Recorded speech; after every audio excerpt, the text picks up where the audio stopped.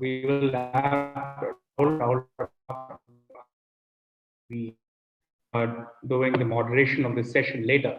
But just to set the tone maybe for the meeting, I just thought that one has been looking at the budget. What one saw was more of a blueprint for India at 100, or a roadmap from India at 75, India at 100. I know both of you have been writing, and Dhiraj, in fact, even had a piece today in terms of what we are looking at the budget. There's been a thrust on infrastructure. We have looked at, there has been it has had its share of criticism. There have also, but I found that among all the debates and the news articles that have come, there seem to be more ayes than a no for the budget as of now.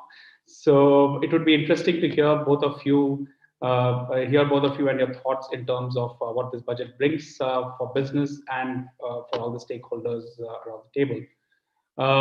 Importantly, just to introduce both of them very quickly, I don't think they need an introduction, but Dhiraj, I think, has been with the media, with the government, if I'm not mistaken, Dhiraj, and also the corporate now, and he writes quite a bit, and one keeps reading him, and I think both are from St. Stephen's in terms of where you come from. And Rajat, of course, has been an academic.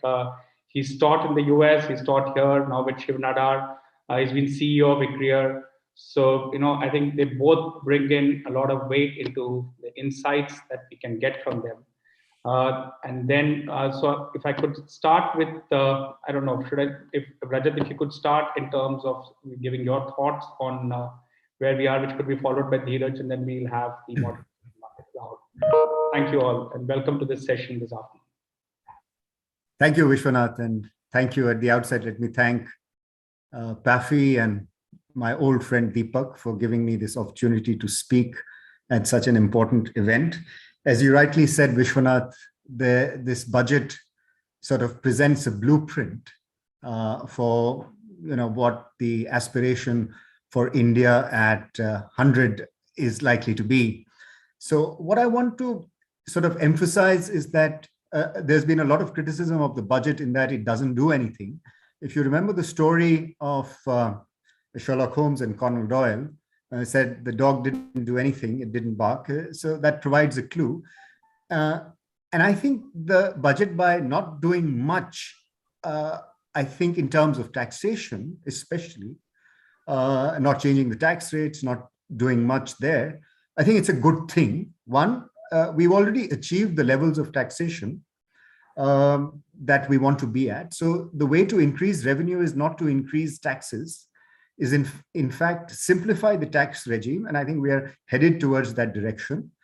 And I think the most important thing we need to do, and the budget has talked about it, bring in technology. In fact, this will be a recurring theme in my conversation, is bring in technology to actually make the administration more efficient and use much more technology in taxation and tax administration. And by this, I mean also to help reduce litigation and all those faceless collections and faceless appeals, etc.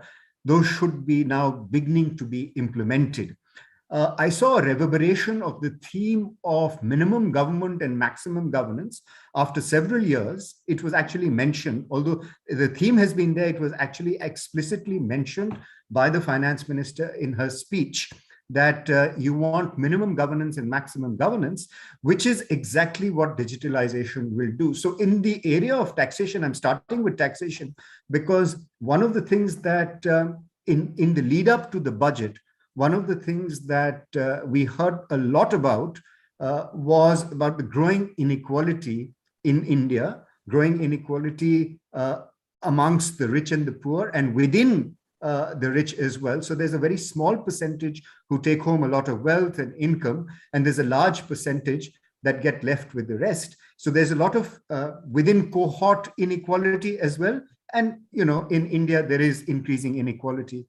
And the best way to tackle inequality through another theme, which I will talk about, jobs, is through the taxation. Now, that doesn't mean that you go up to the marginal tax rates of what we had during the 70s and 80s, those very high marginal tax rates. It just means that you begin to tax the people that have hitherto not been taxed. And that is not to sort of increase tax rate, but to spread the tax base to a larger number of people. And happily, this is beginning to happen, although it is far from the frontier, but it is beginning to happen. Simplification of the tax regime would mean reducing the loopholes and definitely not doing retrospective taxation. I think this has again been emphasized by the government. So simplification of the tax regime, simplification of administration, digitalization of the tax regime, and also no retrospective taxation, and giving certainty to individuals and to corporations that the tax regime is stable and there will be a continuity to the tax regime. We've been thinking about a fiscal council in the Indian context, but that hasn't happened. But instead of the fiscal council, we have a medium-term fiscal framework, and we have a glide path towards achieving the fiscal deficit, and hopefully that will be met. Obviously, the pandemic has sort of derailed that aspiration of ours to reach 3% fiscal deficit and 0% revenue deficit, by 2024, 25, whatever the target was. But I think this will have to be, pushed by several years. But what I see in the budget is that the government wants to achieve that. And with the result that, there has been some buoyancy in the tax revenues, both as a result of the increase in the nominal GDP, as well as tax revenues coming in more than anticipated. But in terms of disinvestment, those non-tax revenues have sort of flattered to deceive in some sense. Those haven't come in, but hopefully over the next few years, there should be some disinvestment. So on tax, administration, inequality, etc., I think inequality is a big issue that the government needs to address. Now, how do you address the issue of inequality? I think, human capital formation in India has been weak. We know that. And it's relied a lot on education and health. And the complementary assets that are necessary to create human capital, the institutional setup, the access to credit, the access to markets, etc., is not present. I mean, you can think of cooperatives as having all of that, but in general, even people with education and access to healthcare, I'm not even talking of the people who don't have access to healthcare and education, even with access to, let's say, education and some sort of skill, are unable to make a living or livelihood in the market because they don't have the other forms of capital to be able to make a living and jobs. So inequality in some sense, in that sense, has therefore been growing. And I think so we need, what I'm trying to say here, the upshot of what I'm trying to say is that we need to think of a social protection framework very, very quickly, right? Universal basic income was talked about a long time ago, and then there was criticism and pushback on that because of the fiscal space being unavailable. But given the pandemic and given the informality in the Indian market, and given the lack of the ability of informal workers to organize themselves, and by organizing themselves, I mean, being a part of a cooperative movement like Amul or Seva. So those, you can become a part of that, and then you get empowered and you get means of livelihood. Either we scale up those sort of movements so that you have that power to engage in the market and therefore, make a livelihood for yourself. Otherwise, the government, through its taxation function, through increasing the scope of its taxation function, take from the rich and give to the poor, will have to increase the quality of public goods and also help to increase the social protection framework, improve the social protection framework. I cannot emphasize this enough, and therefore I'm starting with this, which is that, the pandemic has laid bare the weaknesses of India's social protection framework, and therefore I really wish to emphasize that, and that needs to be improved and increased. Obviously, the budget is often criticized by, and I've done the same myself, is saying that, where is the policy sort of input, but budget is not the place. It's an allocation of expenditure and source of revenues. policy announcements have come in the budget, but a lot of policy announcements will come outside the budget also, like disinvestment, privatization of Air India, selling of Air India came outside of the budget. But those revenues that are accounted for in the budget, or in this case, the outflow, because the government had to take care of a lot of debt of Air India. But I mean, those announcements can come outside of the budget as well, but the budget should demonstrate a continuity, both backstream continuity and forward-looking continuity. So social protection, don't mess with the tax rates. Unfortunately, the government hasn't. Try and simplify the tax regime and get rid of those, all those loopholes, etc., that give a lot of employment to accountants and chartered accountants to be able to devise ways to finding those loopholes in tax. And I'm happy to say that the government is thinking in that direction. The pandemic is not the best time to sort of rehaul or restructure the regime, but the government is moving to that direction. So that's inequality and social. And from there, I want to move to another important theme that is not mentioned, but in the fine print, that is the intention, which is jobs. I think they don't mention jobs upfront. Of course, there's talk about green jobs. There's reference to manufacturing jobs. There's reference to special economic zones. And I think all of this is there because one of the recognized weaknesses of India's economy today is a lack of job creation or joblessness. The elasticity of employment with respect to GDP has been low in India, sometimes less than 1, which means jobs are growing less than in proportion to the growth of GDP or to the growth of your output. And that needs to be changed because given the demographics of India and given what you saw in the Railway Recruitment Board examination, I mean, this is just a reflection of two things. One, the lack of job creation prospects in the economy, and two, the hunger for government jobs or public sector jobs. And I think that hasn't changed in the last 15 years that I'm following the Indian economy. That hasn't changed at all, despite the fact that private enterprise has now been privileged over government enterprise in India. The sort of aspiration and the charm and the attraction of government jobs continues, especially at the lower end, continues. And government cannot be a creator of jobs. We are not living in the Nehruvian era where the public sector becomes an employer of last resort. That, in fact, is gone. That's over. Now, private sector will create jobs and government will be the facilitator. But unfortunately, neither has the government been able to create jobs, and which is why, or the public sector hasn't been able to create jobs, as I said, demonstrated by the Railway Recruitment Board incident, which continues to play out in Bihar and UP. That's one sort of evidence. And secondly, is that the private sector is using more capital-intensive methods than labor-intensive methods for creating output because they don't want to deal with so many things. So they find it cheaper to actually employ capital as a substitute for labor. And one of the manifestations of that really has been the fact that the return to capital has grown and the return to labor as a proportion of GDP has fallen. And that gap has been widening over a period of time. And that has to be reversed. Otherwise, we are sitting on huge fragility on the Indian economy because of lack of jobs. And that problem has been compounded because of technology. And I don't want to bring the debate on technology here. I just restrict myself to the provisions in the budget. The fact that technology is going to, it's not an immediate worry for India, but in the long run, I think technology will have an adverse impact on job creations, but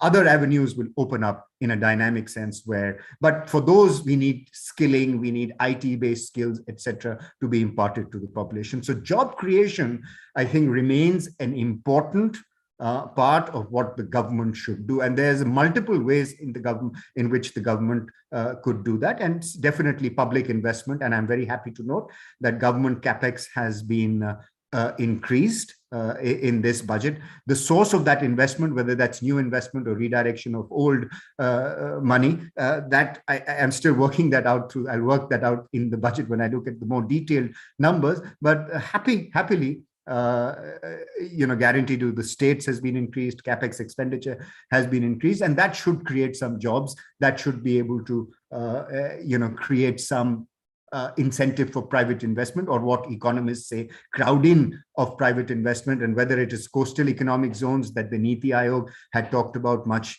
about 3 or 4 years ago, special economic zones that the finance minister spoke about, whether it's the national manufacturing zones that were spoken about during the early periods of the 2000s, the early noughties, as they say. So any of those methods to create more jobs is important, especially labor-intensive industry like toys, textiles, shoes, etc. Those are the labor-intensive industries that India should target. Services, unfortunately, I'm not in that school of thought that thinks that services will provide the succor for India for job creation. Of course, there's a lot of servicification of manufacturing that is happening, but plain old manufacturing jobs, labor-intensive manufacturing jobs in the whether it's in special economic zones or otherwise, the jobs that China had, the jobs that Korea and Japan had before China, are the jobs, is the way India will take off to a higher growth paradigm, and also be able to absorb the large number of especially women coming into the labor force. So now labor force and labor markets, of course, the declining labor force participation rate of women, the disheartened workers, the proportion of employment as a result, as a proportion of population, all of that has been worsened because of the pandemic, because of the 2 years. We've lost, about $500 billion in output in the 2 years of the pandemic, roughly. Give me some poetic license on that, but about $500 billion we've lost. So that's a large amount, and fortunately we've come back to those levels. We've surpassed some of those levels, but output hasn't been creating jobs. So therefore the focus on labor intensive, and therefore I like the idea of the logistics hubs, which will enable output to go to the market faster, and hopefully also improve our competitiveness. Remember, logistics to GDP cost in India is amongst the highest in the world. And this obviously harms our competitiveness, and that should be reduced. So that's the second. So I'm focused on sort of inequality and jobs. And I think the budget needs to address because that's where the central features I think of the weaknesses of the Indian economy. Let me say a couple of more things before I hand it over to Dhiraj for his thoughts. Is where the budget signals a positive, and where I think the budget doesn't do a very good job. The positive is the recognition of the fact that urbanization is going to play a very important role, growth, jobs in the next 25 years. And why I say it is because in my previous role as director of ICRIER, we did a lot of work on urbanization. And what I saw in a number of budgets before that was this romanticism, if you pardon me saying that let's stop migration from rural to urban areas, or not stop it, like the Chinese way, but try and disincentivize it by creating good infrastructure in rural areas. Well, all power to the government. That's a very good idea. Create good infrastructure in rural areas. We had the concept of Pura, remember at one point, provision of urban infrastructure in rural areas. All power to the government, and all power to all governments to do that. But migration is not something that can be stopped to cities. People will migrate to cities, and people will come to cities in search of jobs, in search of better livelihoods, in search of better opportunities for their children. And therefore, the recognition in this budget that urbanization is going to form 50%, is going to be home to 50% of our population over the next few years, up to 2030, I think, or thereabouts, is a recognition of the fact that migration will happen. It's also a recognition of the fact that jobs and cities go hand in hand, and cities indeed are the engines of growth. So that romanticism about rural employment opportunities being created, I think that to some extent has been recognized that it won't happen. And therefore, we need to create better cities to live in, especially tier 2 and tier 3 cities. And that's a good and also, therefore, the fact that urban transport has to be improved, sustainability in cities, livability in cities, all of that's very good news. So that's one good refreshing thing that I see. And the urban planners that are going to be involved in the process of urbanization, etc. That also something that I like. Along with this, the 5 logistics hub that the sort of finance minister spoke about is related to cities and the evacuation of production and people from those cities to hubs, and therefore to find their way to different markets, not only within the country and outside the country as well. So logistic hubs, very important. And Dadri, where I'm sitting at Shiv Nadar University today, is one such logistic hub. And I'm very happy that this is going to grow into a logistics hub for the country. Many more logistics. So the relationship between urbanization and important, efficient logistics and multimodal transport is out there. And I think implementation of that through an institutional mechanism has to be done by the government. I'd be happy to sort of develop that point further because Rakesh Mohan's committee report of, I think about a decade ago or 8 years ago, talked exactly about that. And the final point, which I'm not so happy about in the budget, is this budget then, is taking forward the idea of Atmanirbharta and make in India. I'm not against that. And, we should certainly make in India. We should certainly be Atmanirbhar. The way to achieve that, and Vishwanath is here and he understands what I'm saying exactly, is not through protectionism, right? And these increasing tariffs or getting rid of of all the exemptions that we had. We know what rent seeking has done to the Indian economy, and we don't want a repeat of that regime.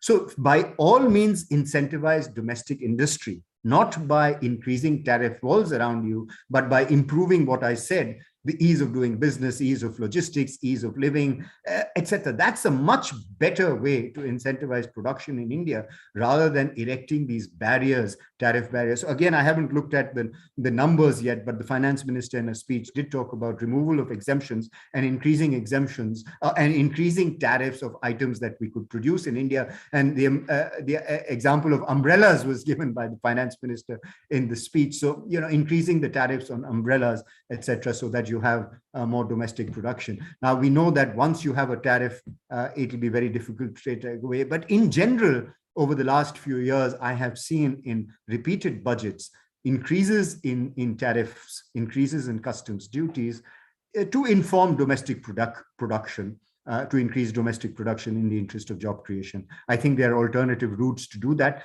Production-linked incentives is a very good route to do that if you want to do that. That will give you both efficiency and it will give you competitiveness. In fact, very few people realize that an import tariff is actually an export tax.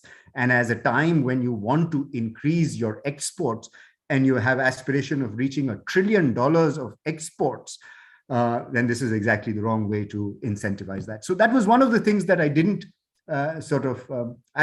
expected that would happen, but like different people have been arguing, protectionism isn't the best way, and our experience with protectionism has been really bad, and we don't want to be repeating that. Other than that, I think it was a budget that talked about digitalization everywhere, digital banks, also introduced ideas of a digital currency, and I think forward looking. So on the whole, it's been sort of less disruptive, no new taxes, which is good, except on the cryptocurrency. But I think on the whole, a budget which would pass the litmus test. Thank you, Rajat. I think that was extremely comprehensive in terms of covering everything, nearly what Rajat said. Over to you, Dhiraj, for your thoughts, and then over to Rahul for the moderation. Thank you. Yeah, thanks. Thanks to PAFI for inviting me to this. Now, since some of you have read my article today, and after what Rajat has said, I'm not entirely sure what I can say, which will be different. But anyway, here goes a few comments that I have. So I think, first of all, this is the FM Sitaraman's fourth budget. I hope, in a way, it will be her first a full year budget. I mean, hopefully, because if you look at her first one in 2019, it was the post-election budget, and it followed an interim budget, which had already been quite ambitious. The 2020 budget was overwhelmed by COVID lockdown, and last year's budget was again sort of overtaken by the second wave. So we don't yet know, where the COVID game is heading, but hopefully it's heading towards, its end game, and the budget will therefore. But I think there are certain observations I have about the budget exercise, and what it means to all of us. I think those of us who've been in the media, or the pink papers and so on, this was a very big, till about starting with 91 and onwards, this was the big event, the economic event of the year, and people expected this event or this single speech to contain pretty much all of the government's thinking on economic policy. And I think that has changed. I mean, as I said, because of COVID in the last 2 years, in any case, we've had multiple mini budgets, in the sense of measures being announced, policies being announced, and a lot of policies have actually been announced in the last 18 months. Probably many more structural reforms than happened in the previous 4 or 5 years, and all of them happened off budget. And of course, the numbers had to be revised because of the lockdowns and the falling revenues and the additional expenditures and so on. So I think, in that sense, the budget circa 2022 is very different from 91 or 2001 or even 2011. And the one example I give is that, just in December, middle of December, the cabinet approved quite a big policy on semiconductors and display fabrication, with a commitment of big expenditure, 76,000 crore budget. I mean, back in the day, I would have thought that they would have held the announcement, and they could have announced it on February 1st with the budget, and the pink papers would have had one more big thing to talk about. The budget announces one big ticket program, but it's not seen as necessary. A lot of the PLI schemes have also been announced off budget. So I think the budget has this overall, that it is the only place to focus on to look at economic reform and change, I think is no longer the case. And I think that's the way it should be. Not everything. I mean, it's a continuous process, policy making, so it shouldn't have to wait for a budget to happen. That's just a general, point. And what a budget should be looked for, of course, is the fiscal policy, because that's what budgets do. And again, that too has to be judged in the context. Now, I mean, if you were talking in normal times, fiscal deficit of 6.9 going down to 6.4, we would have said these are absurdly high numbers. But again, post-COVID, I think everyone realizes that a fiscal squeeze at this stage makes little sense, given that the other engines of the economy are not firing full cylinder. Consumption, which is almost 60% of GDP, is still dampened. Private investment, which was down even before COVID, hasn't really picked up yet. Hopefully, though, with the many structural reforms which have been announced, PLI and so on, that will start going up now that COVID is ebbing. But that said, private consumption and investment together, 80% of GDP, not really, at their best. Exports doing all right, but then imports also, because of high commodity prices, very high. So net effect on GDP negative. So I think the only engine really is government spending. So I think the only debate the government would have had is whether they want to put cash into the hands of people, or to do capital expenditure. And I think, given the inflationary pressures that are emerging, and given the supply constraints which still exist because of COVID, it's probably a wise move to stick to capital expenditure rather than income transfers. In any case, I believe that income transfers are at best a palliative, and if the government really wanted to do them aggressively, they would have done it in the 2020 or 21 period when COVID was at its worst. So the fact that they didn't do it, I mean, of course they did food subsidy and certain other credit assistance and so on, but they didn't really go an out-and-out income transfer scheme like many other advanced countries did. So I didn't expect it to happen, and I suspect that if you're looking at it more in terms of inequality, jobs, if you want to cure these problems, I don't think income transfers are going to help very much. They can at best be palliative measures. You really need to create jobs, and at the moment, The only engine which can do that for you is infrastructure, capital spending by the government. So in that sense, I think they got the choice right. And as I said, structural reforms have already been announced. The PLI, Rajat mentioned, I think it's a great scheme because it's the first time I think industry is being incentivized by performance. The problem with tariffs or other things is that there's no performance link at all. So at least in PLI, you have to increase your production and show the increase in production and make your additional investment and so on. So it's quite concrete. And of course, they extended it for solar equipment, which is again eminently sensible. So I think I also agree with Rajat that repeated tariff increases are not a great thing. I mean, I wish, given that they've been doing it now for 6 or 7 years, they've just done it once or twice up to a moderate level and stopped, because I think all this encourages us for other firms and other industries to ask for protection as well. So I think that may not have been good, but overall, I think there's a clear strategy in favor of growth, and I think that's the right one. Whether it crowds in private investment strategy, we have to wait to see. I'm hopeful because of the reforms that have happened and several other reforms that may still happen even off the budget. The other thing I was pleased by was that there must have been a temptation surely to do some big ticket populism, because there's 5 assembly elections around the corner, including the big one in UP, which many people view as a semi-final to 2024. But again, credit to the government for not going down that route. I think there are already enough schemes, and I think implementation is a much greater challenge right now, and rolling out of their spending than announcing more and more new schemes. The interesting thing I saw in the allocation, so actually this whole debate on whether it's a pro-poor budget or not a pro, I think Mr. Chidambaram called it the most capitalist budget. I'm not sure. I would have thought it might be a compliment, but he clearly didn't mean it as a compliment. I think there's this view that you put jobs or inequality first. It's putting really the cart before the horse, because jobs are not going to materialize out of nowhere. The jobs will materialize, as Rajat said, from the private sector largely. And if growth is not back, demand is not back, that's not going to happen. So I think, this whole question of jobs and inequality, I'm still a little, I don't deny that inequality, particularly in this pandemic period, has gone up, particularly for those who own assets, financial assets, because of the cheap liquidity. All of those have gone up. But I'm not sure the solutions are as simple as some people would like to believe, or that they can be implemented through one budget. I mean, of course, you can tax the rich more and do a cash transfer scheme, but I'm not sure again that's really good for the medium or long term economic health.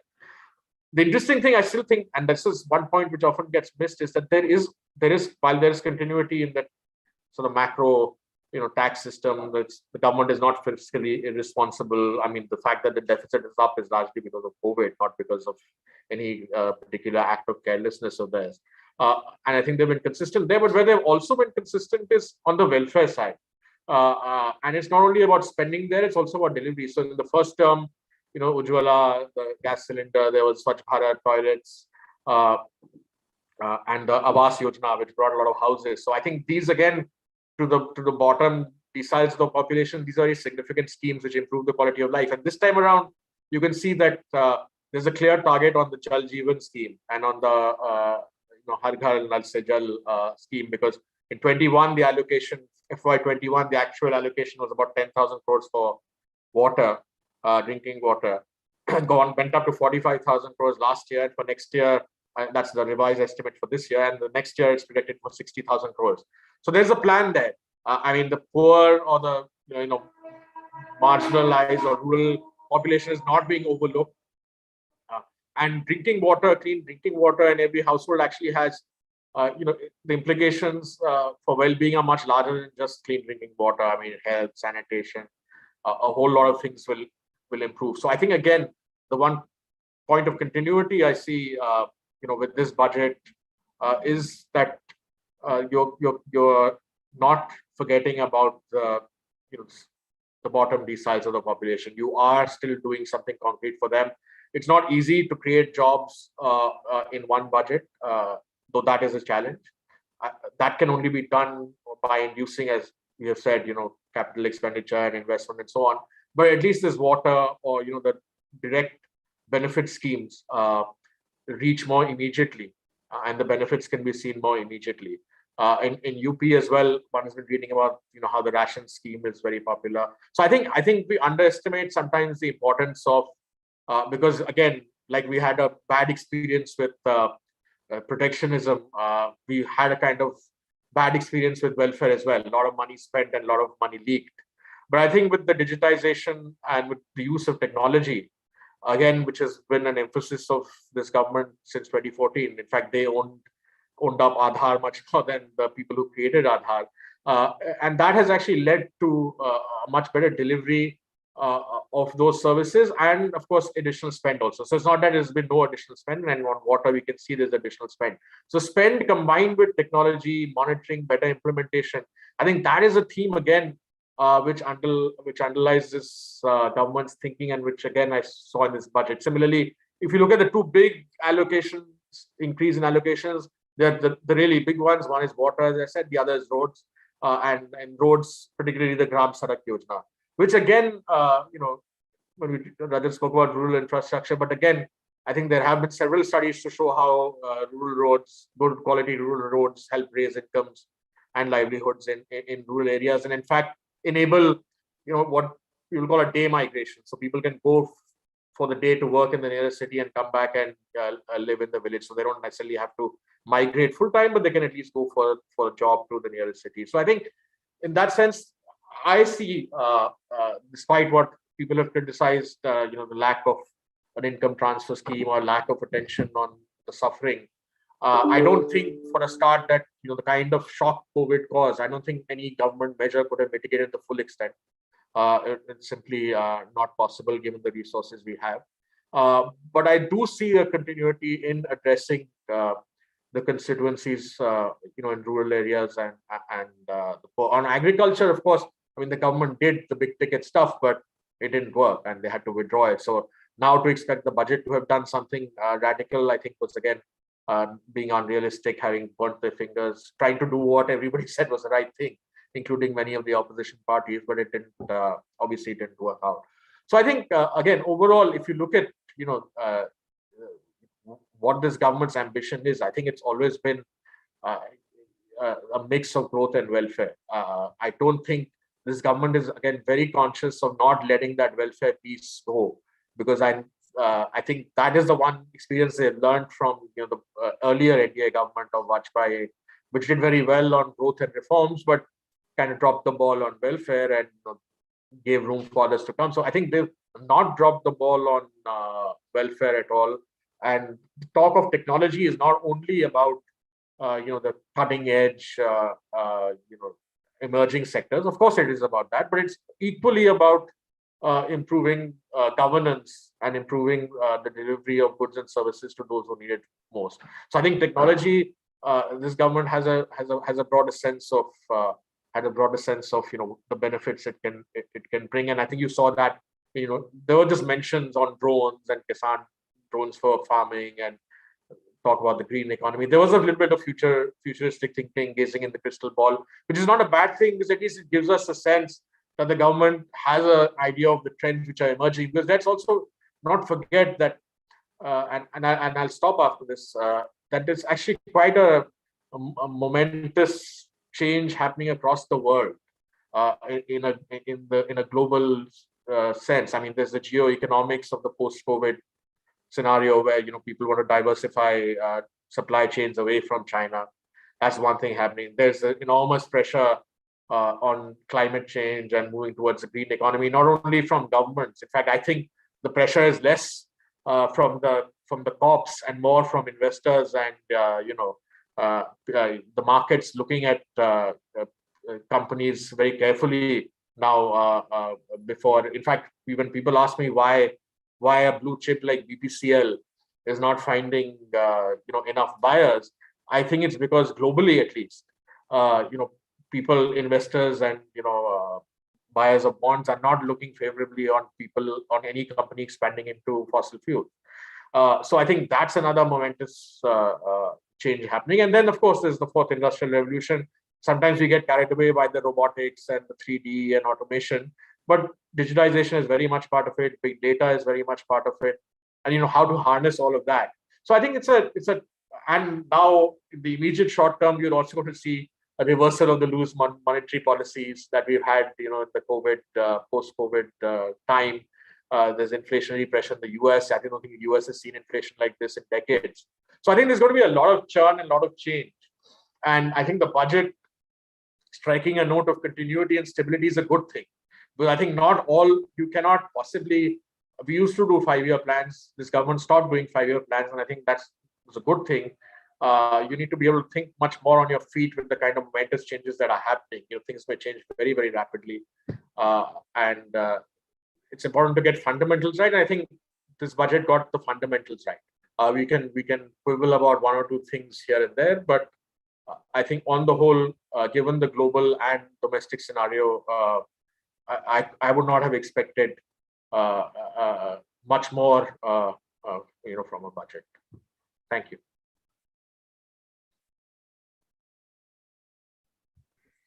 Thank you, Dhiraj, and thank you, Rajat. I have some questions, but before that, Rajat, would you like to very quickly comment on what Dhiraj said? If you think there is anything that you might want to add, and then I can quickly jump into the questions. But 2 minutes. Yes, thanks.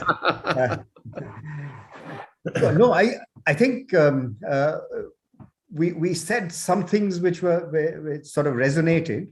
Where the only thing is about the welfare schemes, like Narega. Now, obviously, for long term, you can't rely on welfare schemes, and I completely agree that that's not the way to go. In fact, universal basic income, when it was being discussed here, a lot of people said that was a cop-out, and it disincentivizes people to come into the labor force. It is a situation like the pandemic where informality is so high and the pressure on gender, on women is especially, the burden on women is especially high. At a time like that, I think some sort of social protection to tide over these difficult circumstances while creating jobs, better productive jobs, hopefully more formal jobs in the long term, that's the way to go. So definitely a welfare for the immediate, but job creation, as I said, in the long term. And it's a wicked problem, job creation in India. It's a really a wicked problem.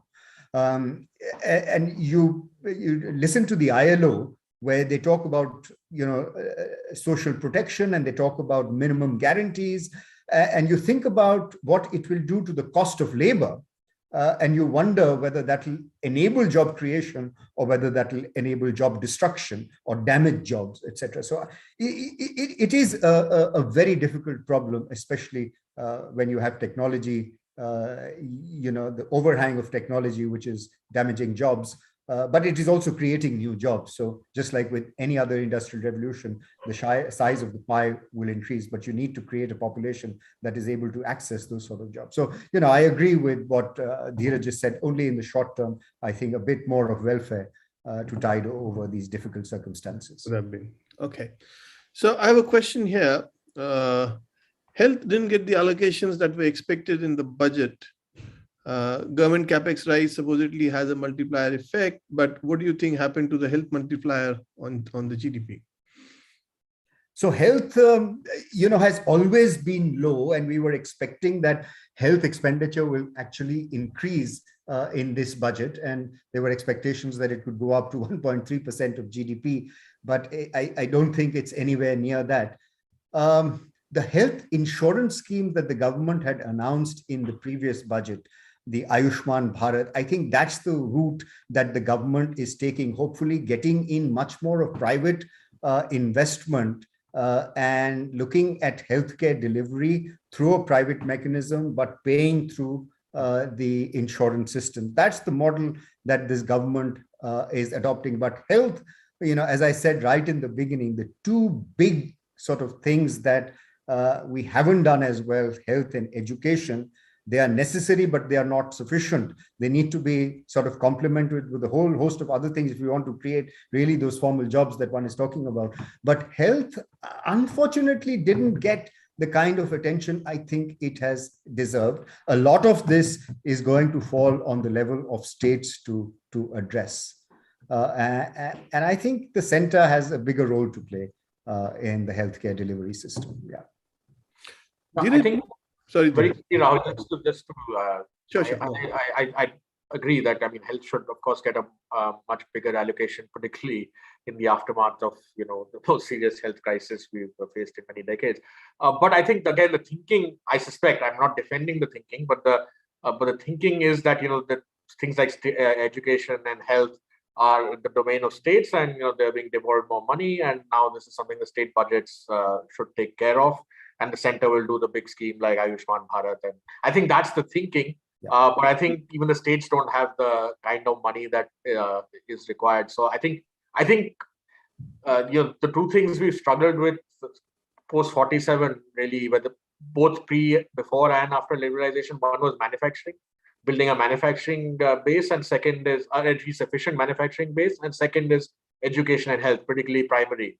I think this government has tried to address the manufacturing problem in several ways, but I'm not sure that they've yet got a solution on education. Okay, Dhiraj, we have discussed the budget. We last 3 days, a lot of us have been reading and commenting and discussing and talking about it. I want to put that aside. I want to throw things forward, right? I think if you really look at it from an economic point of view, let's look at the external factors a bit.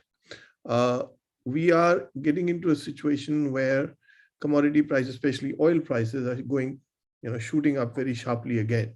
And that is one of the biggest worries that the government would have, because that's going to impact a lot of things.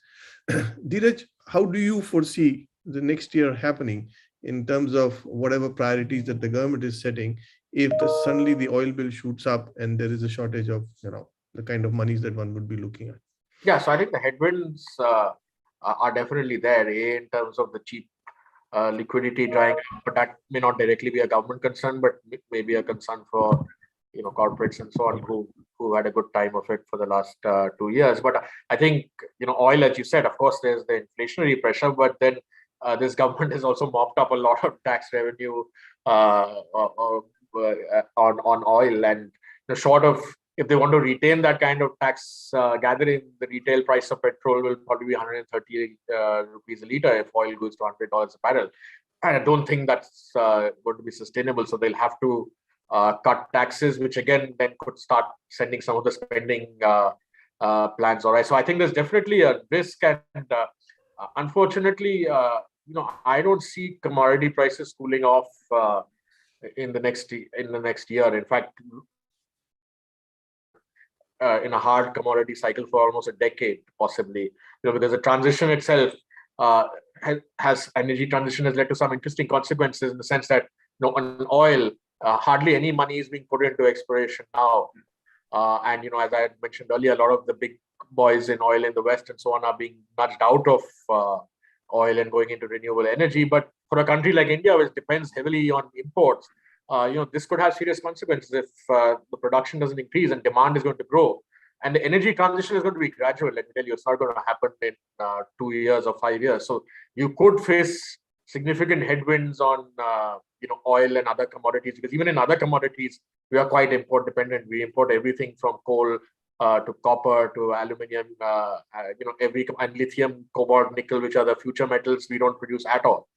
So I have a feeling that this is a definite point of worry, both on the inflation and current account front, as well as in the case of oil, tax revenues.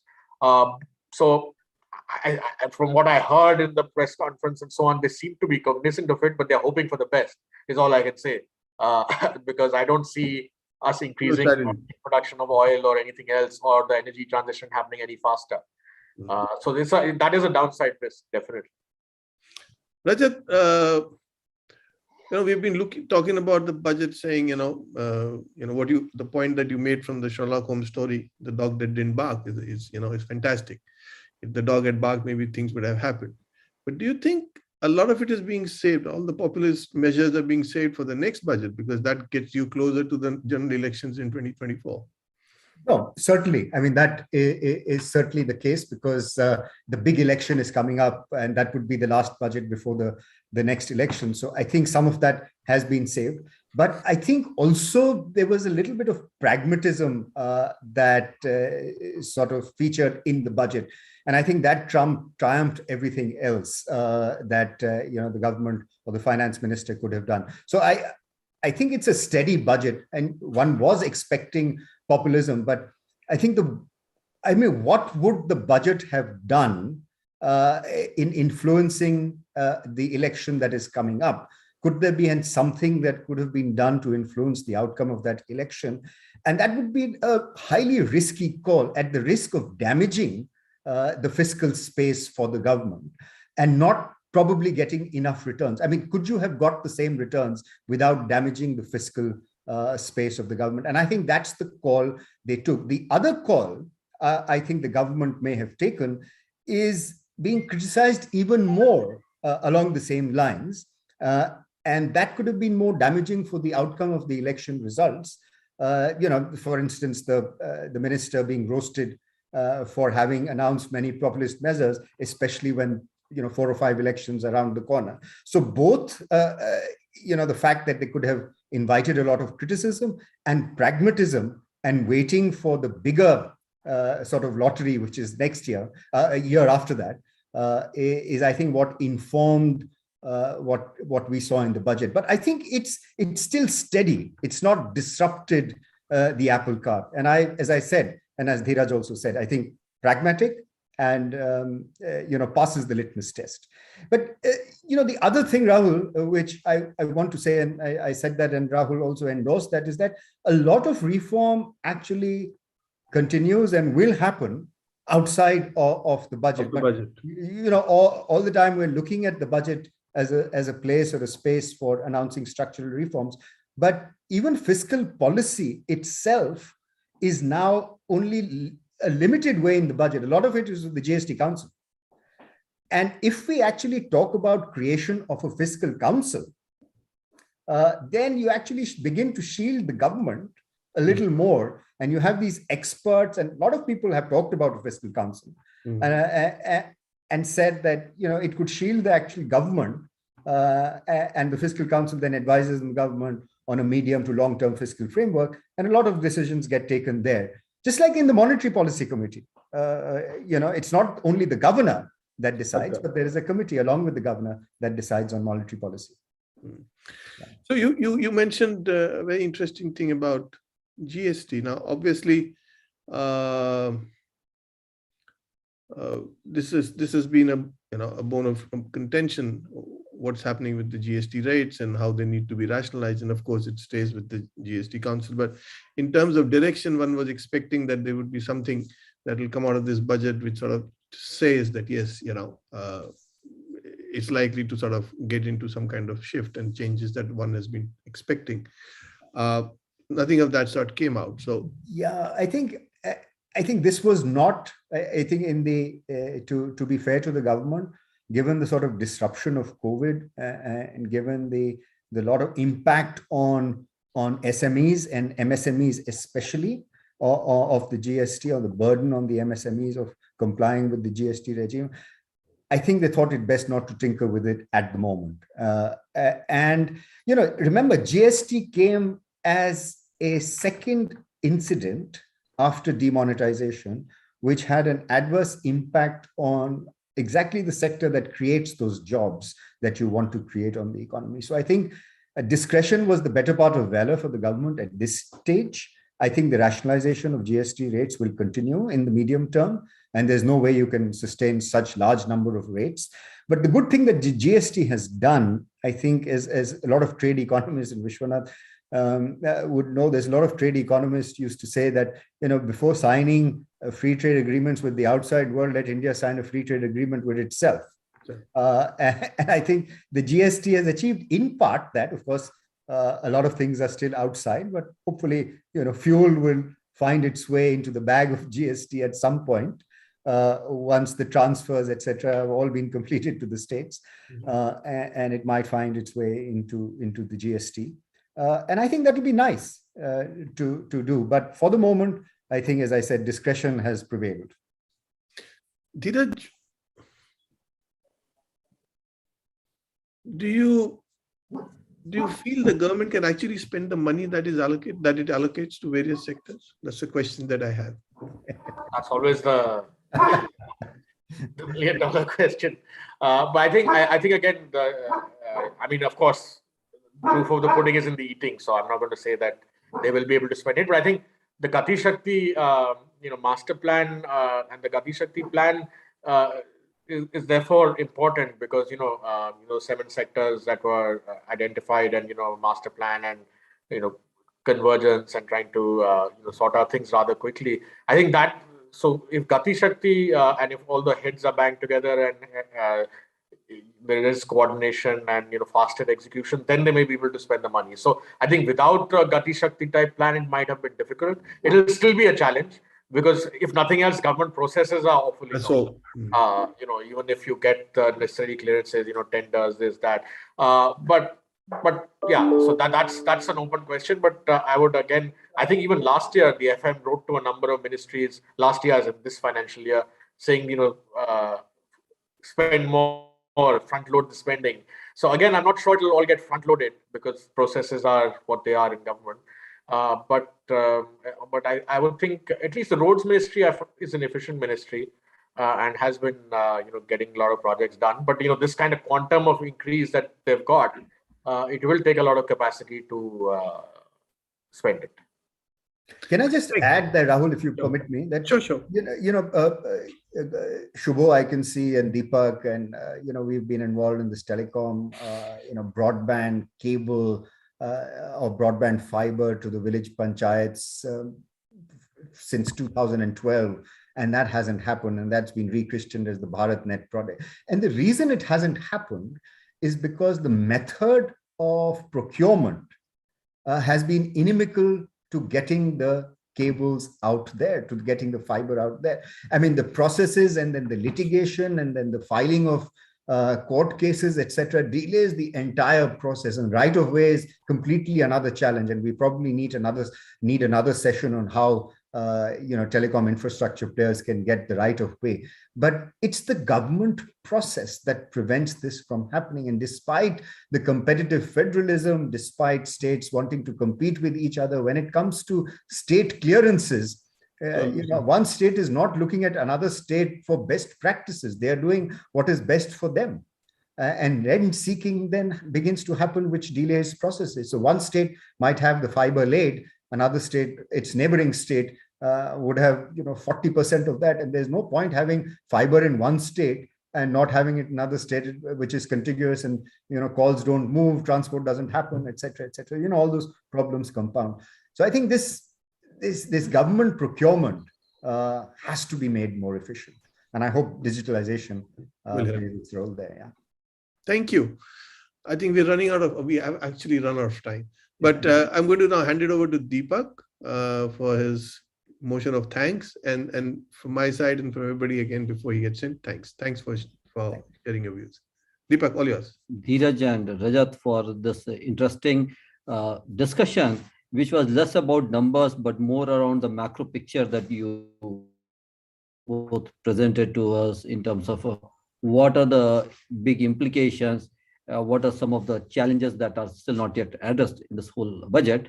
And as we all know, yes, budget is an exercise number, but that's also that there's a narrative around the budget that's also very important for all of us to take note of.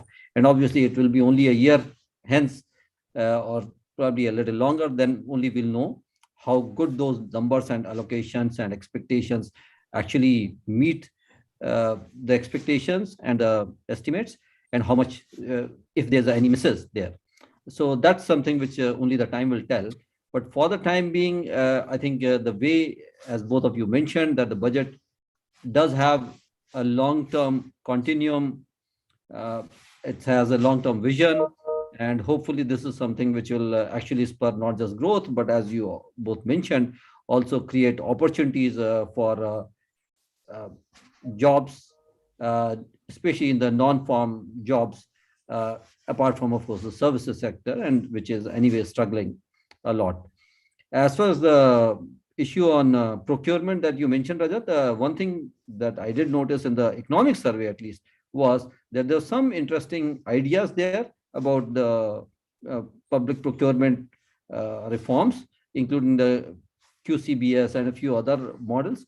One still has to see how much of that will actually be implemented under the government financial rules, etc. So that's again a hope. The hope is that rather to you and also to Rahul and Vish for your comments today and helping us manage this discussion. And also thank you to all the participants. Thank you and have a nice evening. Bye. Thank you. Thank you.